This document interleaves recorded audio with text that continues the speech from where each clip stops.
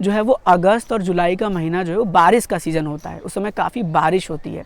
अब आपको बारिश के समय कुछ मेजर्स को फॉलो करके यात्रा करनी है। जैसे मैं आपको बताने वाला हूँ कि आपको क्या क्या ज़रूरी सामान लेकर जाना चाहिए।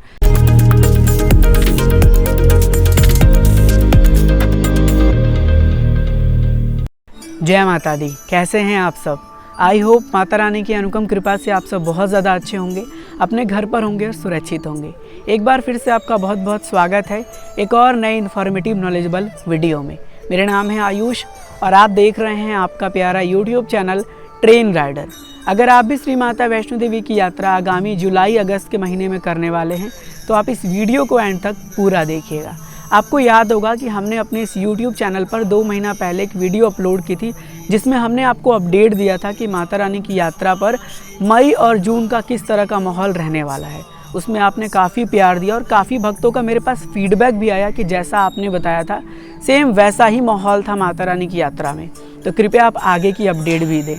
तो हमें ऐसा लगा कि हमें आगे की जानकारी भी आपसे साझा करनी चाहिए, क्योंकि आपको पता ही है कि हम लगभग 2-3 सालों से माता रानी की यात्रा से जुड़ी जानकारियाँ इसी तरह से आप सब तक साझा करते रहते हैं। हर महीने की अपडेट जानकारियाँ शेयर करते रहते हैं, महीने में जाते भी रहते हैं माता रानी के दरबार। तो हमारी यात्रा करते करते थोड़ी एक्सपीरियंस हो गई है। उसी एक्सपीरियंस को आज इस वीडियो में हम आप सब तक साझा करने वाले हैं, जिससे कि आप सबकी यात्रा जो है वो सफल हो और आपको यात्रा के दौरान किसी प्रकार से कोई भी कठिनाई का सामना ना करना पड़े। चलिए इस वीडियो की शुरुआत करते हैं। सबसे पहले प्राथमिक जानकारियों की बात करेंगे तो प्राथमिक जानकारियों में हमारा सब बुकिंग आ जाता है और बुकिंग में सबसे पहले हमें बुक करना पड़ता है यात्रा पर्ची, क्योंकि बिना यात्रा पर्ची के हम यात्रा नहीं कर सकते। यात्रा पर्ची बुक करने के लिए आपके पास 2 माध्यम है। पहला है कि आप ऑफलाइन कर लीजिए, ऑफलाइन यानी वहाँ पर जाकर ऑन द स्पॉट यात्रा पर्ची ले लीजिए। दूसरा ऑप्शन आपके पास ऑनलाइन का है जो ज़्यादा बेटर है। आप घर बैठे मोबाइल एप्लीकेशन का यूज़ करके, वेबसाइट का यूज़ करके आप यात्रा पर्ची बुक कर सकते हैं। वेबसाइट जो ऑफिशियल है वो www.maavaishnodevi.org है। साथ ही साथ जो मोबाइल एप्लीकेशन है वो माता वैष्णो देवी ऐप के नाम से प्ले स्टोर पर as well as Apple store पर अवेलेबल है। तो आप उसके माध्यम से भी अपनी यात्रा पर्ची बुक कर सकते हैं। इस समय यात्रा पर्ची बुक करने का जो समय सीमा है वो 60 दिन पहले का है। अगर हम बात करें आज की, तो आज की डेट से लगभग 25 से लेकर 26 अगस्त तक की बुकिंग चल रही है। तो आप चाहें तो जाकर यात्रा पर्ची बुक कर लें। देखिए, यात्रा पर्ची ऑनलाइन बुक करना आपके लिए सबसे बड़ा अच्छा ऑप्शन आ जाता है, क्योंकि अगर आप वहां जाकर यात्रा पर्ची लेते हैं तो सबसे पहले आपको लाइन में लगना पड़ेगा, आपका टाइम लॉस होगा और जगह जगह पर रुककर आपको बारकोड से अपनी यात्रा पर्ची को स्कैन कराना होगा। लेकिन ऑनलाइन में ऐसा कुछ नहीं होता है। आपको वहाँ पर लाइन में लगने की कोई ज़रूरत नहीं है, आपको वहाँ पर बारकोड स्कैन कराने की कोई ज़रूरत नहीं है। सिर्फ एक जगह पर चेकिंग होगा और फिर उसके बाद भवन पर चेकिंग होगा। तो प्लीज़ आप ये कोशिश करें कि अपनी यात्रा पर्ची घर से ही कर ले। अब आते हैं और बात करते हैं रूम्स और डॉर्मेट्री की। इस समय जो बुकिंग है वो 60 दिन का चल रहा है, यानी आप अगस्त की बुकिंग कर सकते हैं। अगस्त लास्ट तक की बुकिंग ओपन हो चुकी है। सितंबर में जाना है तो सितंबर की बुकिंग आपको इसी मंथ में करनी होगी जैसे ही स्लॉट्स खुलता है। बहुत सारे लोग कहते हैं सर मैं बुक नहीं कर पाता हूँ डॉर्मेट्री। देखिए, जो भवन पर डॉर्मेट्री है वो सिर्फ 40 से 50 अवेलेबल है और संख्या कितनी ज़्यादा है तो सबको मिलना पॉसिबल नहीं है। लेकिन आप ये कोशिश कर सकते हैं कि आप सुबह 10 बजे ट्राई करिए। जैसे अगर मान लीजिए मुझे 27 की बुकिंग करनी है और महीना जो है वो 30 का चल रहा है, 30 दिन पहले का चल रहा है, तो मुझे क्या करना होगा कि 27 को सुबह 10 बजे जो है वो बुकिंग करना पड़ेगा उठकर। नेक्स्ट मतलब अगस्त में जाना है तो हमें इस समय बुकिंग करना पड़ेगा। इस बात का ध्यान रखना। और सुबह 10 बजे वो स्लॉट्स खुलता है, खुलते ही स्लॉट्स पूरी तरीके से बुक हो जाता है, क्योंकि सब कोई जो है वो बैठकर बुक करने का इंतज़ार करता रहता है।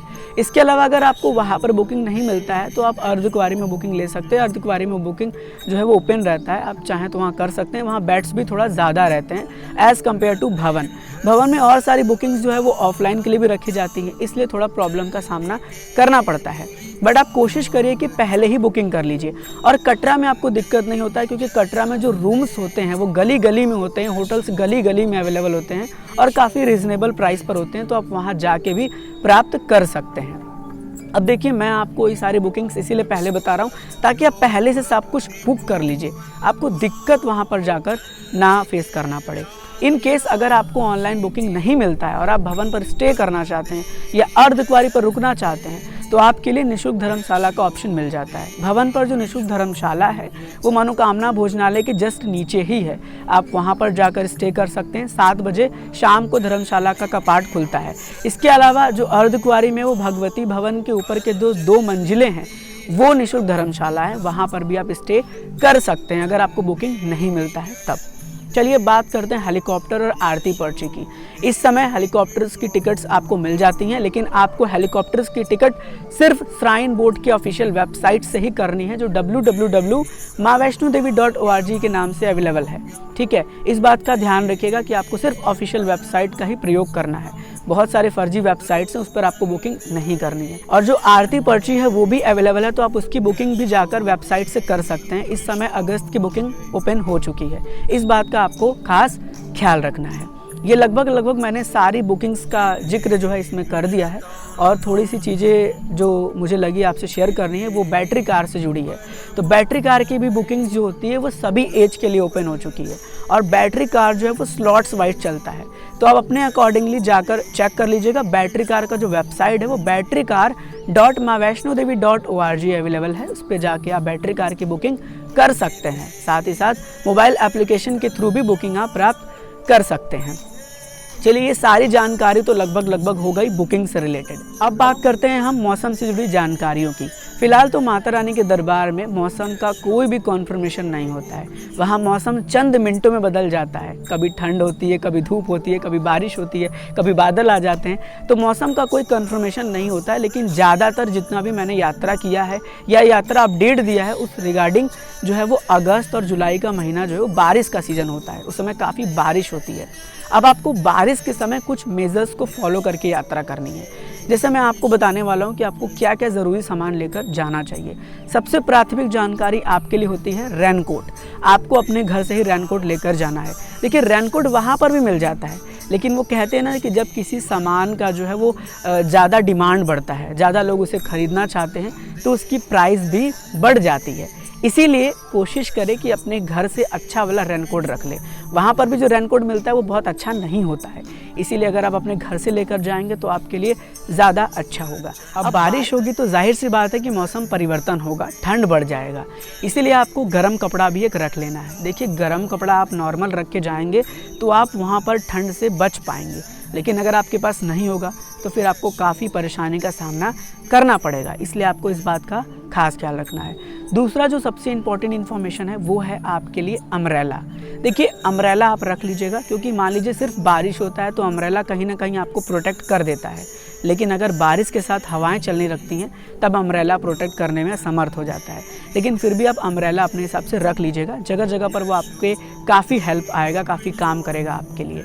दूसरी जो इम्पॉर्टेंट चीज़ है वो ये है कि आपको ये कोशिश करना है कि आपको स्लीपर का प्रयोग करना है या सैंडल का प्रयोग करना है। अगर आप शूज़ पहन कर जाते हैं और बारिश होती है, शूज़ अगर जो है थोड़ा सा भी बारिश से भीग जाता है तो फिर आपको काफ़ी परेशानी का सामना करना पड़ता है। लेकिन स्लीपर है तो स्लीपर हम किसी भी माहौल में एडजस्ट कर लेते हैं, सैंडल किसी भी माहौल में एडजस्ट कर लेते हैं। मैं जनरली अपनी यात्रा सैंडल और स्लीपर में ही करता हूँ, मुझे काफ़ी कंफर्टेबल लगता है। शूज़ तभी पहनने चाहिए जब काफ़ी ठंड का मौसम हो, लाइक जनवरी का मौसम हो, दिसंबर का मौसम हो, तब आपके लिए शूज़ ज़्यादा इंपॉर्टेंट होता है। नहीं तो आप ज़्यादातर ये कोशिश करेंगे तो आपको ज़्यादा अच्छा रहेगा मेरे हिसाब से। जो मैं आपको सजेशन देने वाला हूँ, जो मैं आपको सजेस्ट करने चाहता हूँ, कर रहा हूँ, ये सब सारी चीज़ें आपके लिए ज़्यादा अच्छी हो जाती है। होता यूँ है अगस्त और जुलाई के महीने में कि जो मौसम है वो परिवर्तन होता है, तो तूफ़ानी हवाएं चलने लगती हैं, जिसकी वजह से जगह जगह पर यात्रा ट्रैक में लाइट चली जाती है। तो आपको अपने साथ टॉर्च भी रख कर जाना है। इन केस अगर लाइट चली जाए तो आप टॉर्च का सहारा ले सकते हैं, क्योंकि हमारे साथ ये हुआ था। हम जब यात्रा ट्रैक पर ट्रैवल कर रहे थे तो लाइट चली गई थी, तूफ़ानी हवाएं चल रही थी, तो हमने अपने फ़ोन को जो है वो टॉर्च बनाया था। लेकिन आप एक टॉर्च रख लेंगे तो ज़्यादा अच्छा रहेगा। हो सकता है फ़ोन चार्ज हो ना हो, तो ये आपके लिए ज़्यादा अच्छा ऑप्शन रहेगा मेरे अकॉर्डिंग। अब एक और आपको ज़रूरी सामान वो रखनी है जो कि आपका आता है सबसे लॉन्ग पॉलीथीन या प्लास्टिक, या एक बड़ा सा मैं कह सकता हूँ कि जो बड़ा प्लास्टिक आपके पास हो, ऐसा प्लास्टिक हो जिसमें आपका बैग एडजस्ट हो जाए। क्योंकि मान लीजिए बाई चांस अगर बारिश होती है और आपके पास वो प्लास्टिक अवेलेबल होता है बड़ा वाला, तो आप अपने बैग को भी प्रोटेक्ट कर सकते हैं और बैग जो है वो बारिश में भीगने से बच सकता है। इस बात का भी आपको खास ख्याल रखना है। ये सारी चीज़ें तो लगभग मैंने शेयर कर दी। अब बात करें अगर फूड की, देखिए फूड रिक्वायरमेंट में मैं हमेशा सबको यही सजेस्ट करता हूँ कि अगर आप फूड का सेवन कर रहे हैं तो पहले कोशिश करें यात्रा ट्रैक में लिक्विड चीज़ों का ज़्यादा सेवन करें, साथ ही साथ हल्का भोजन करें। ऐसा नहीं है कि बहुत ज़्यादा भोजन कर लेंगे तो आप फिर चढ़ने में असमर्थ हो जाएंगे। हाँ, आपको उतरना है तब आप कोई हैवी फूड खा सकते हैं, नहीं तो हल्का में आप डोसा खा सकते हैं, इसके अलावा मैगी खा सकते हैं। कोई हल्का फूड खाएंगे तो आपके लिए ज़्यादा अच्छा होगा। और बारिश का माहौल रहेगा तो बहुत सारे लोगों को क्या होता है, उसमें ज़्यादा हैवी फूड खाने से उन्हें वोमिटिंग होने लगती है। इस चीज़ से आप बच सकते हैं, क्योंकि मैंने काफ़ी सारे लोगों को देखा हुआ है जो काफ़ी हैवी खा लेते हैं, फिर उन्हें प्रॉब्लम आने लगता है। तो इन केस आप ये सारी चीज़ों को फॉलो अप करते हुए जो है वो यात्रा कर सकते हैं। लगभग मैंने आपको सारी जानकारी शेयर कर दी है। अब जैसे कि बहुत सारे भक्तों के मन में सवाल आता है कि बाई चांस बारिश हो रहा है, हम जा रहे हैं, लॉकर की फैसिलिटी नहीं मिलती तो हम क्या करें। देखिए, अगर बाई चांस आपको लॉकर की फैसिलिटी नहीं मिलती है तो श्राइन बोर्ड के ऊपर जैसे आप जाएंगे, जो सागर रत्ना उससे आगे जाएंगे तो वहाँ पर प्राइवेट प्रसाद शॉप हैं। प्राइवेट प्रसाद शॉप के पास जाकर आप प्रसाद ले सकते हैं और वहाँ पर बैग सबमिट कर सकते हैं। वो लोग रख लेते हैं जनरली, क्योंकि उन्हें भी थोड़ा फ़ायदा हो जाता है प्रसाद में। तो प्रसाद उनके यहाँ से ही ले लीजिए, आपका कम से कम सामान लॉकर में के बजाय आप वहाँ रख देंगे और आपको परेशानी का सामना नहीं करना पड़ेगा, क्योंकि लॉकर कम है और लोगों की संख्या ज़्यादा हो जाती है। इस बात का खास ख्याल रखना है। मेरे अकॉर्डिंगली जुलाई अगस्त में बहुत ज़्यादा भीड़ नहीं होता है, नॉर्मल रश रहता है, क्योंकि उसमें बारिश का सीज़न होता है तो कुछ लोग अवॉइड भी करते हैं यात्रा को, और जो है वो छुट्टियां ख़त्म हो जाती हैं तो फिर कम लोग थोड़े हो जाते हैं।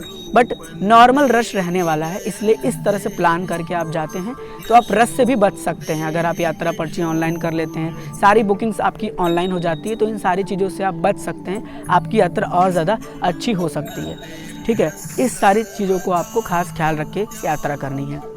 अब बात करते हैं सर्विसेज की, यानी सुविधाओं की।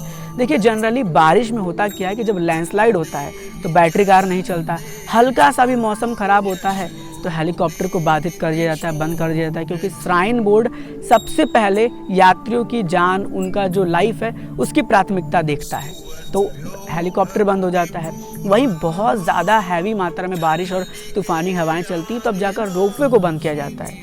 तो उस दौरान आपको सुविधाएं मिल जाती हैं, घोड़ा पिट्ठू पालकी, ये तीनों सुविधाएं आपको जनरली मिल जाती हैं। ये सुविधाएं जनरली जल्दी बंद नहीं होती, ये सुविधाएं आपको मिल जाती हैं, तो आप इनका सहारा भी ले सकते हैं यात्रा करने के लिए।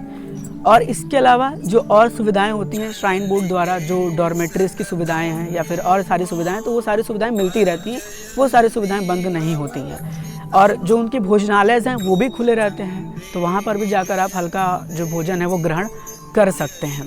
लगभग सारी चीज़ें मैंने आपको शेयर कर दी हैं, जो जानकारी थी, जो भी प्राथमिक सारी इन्फॉर्मेशन थी वो लगभग मैंने शेयर किया है। हाँ, आपको ये काम ज़रूर करना है कि जाने से पहले ट्रेन राइडर पर अपडेट देखते रहना है। हम आपको अपडेट देते रहेंगे, क्योंकि देखिए मौसम और हालात कब परिवर्तन हो जाए ये किसी को नहीं पता होता। इवन मैं भी आपको जो जानकारी दे रहा हूँ तो मैं अपनी एक्सपीरियंस शेयर कर रहा हूँ। हो सकता है उस समय जो है वो मौसम बदल जाए, हालात बदल जाएं, रस ज़्यादा हो जाए, तो मैं आप सबको टाइम टू टाइम इन्फॉर्म करता रहूँगा। इसीलिए आप वीडियो को रेगुलर वे में वॉच करते रहिएगा। चलिए, इन सारी जानकारियों से मुझे आशा है कि आपकी यात्रा सफल होगी, और हमने बस ये छोटा सा प्रयास किया है। अगर आप जा रहे हैं तो प्लीज़ अपनी सारी बुकिंग्स पहले से ही कर लीजिए, ताकि आपको वहाँ पर जाकर प्रॉब्लम का सामना ना करना पड़े।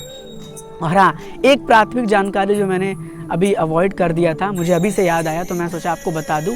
एक नॉर्मल हल्का सा जो हैवी चादर है या हल्का कंबल है, ये दोनों में से कोई एक चीज़ आप ज़रूर रख लीजिएगा, क्योंकि ठंड बढ़ेगी भवन पर तो आपको ठंड लगेगा, तो फिर आप रुकेंगे अगर कहीं पर भी तो शायद आपको, अगर डॉर्मेट्री बुक है तो आपको कंबल की सुविधा मिल जाएगी, लेकिन अगर डॉर्मेट्री नहीं बुक है, निःशुल्क है आपका धर्मशाला या कहीं और रुक रहे हैं, तो हो सकता है कि कंबल भी आपको ना मिले, क्योंकि जब लोग ज़्यादा हो जाते हैं तो कंबल भी कम पड़ जाता है। तो अगर आप अपना एक रख लेंगे तो आपके लिए वो ज़्यादा अच्छा रहेगा। थोड़ा सा आपको लगेज ढोना पड़ेगा, लगेज का प्रॉब्लम आएगा, लेकिन आप पूरी तरीके से सेफ एंड प्रोटेक्ट रहेंगे। तो चलिए, मेरी यही प्रयास रहेगी आप सबके लिए कि हम इसी तरह से आपको अपडेट देते रहें, जानकारियाँ देते रहें। अगर आपको वीडियो ज़रा सा भी अच्छा लगा हो, इन्फॉर्मेटिव लगा हो, तो लाइक करके मोटिवेशन ज़रूर बढ़ाइएगा, दूसरों तक शेयर कर दीजिएगा जो भी माता रानी के दरबार जाने वाले हैं, ताकि उन्हें ये सारी इन्फॉर्मेशन मिल जाए और उनकी यात्रा सफल हो। हमारी बस ये छोटी सी प्रयास है, बाकी तो सब माता रानी की इच्छा है, वो जो करेंगी सब अच्छा करेंगी।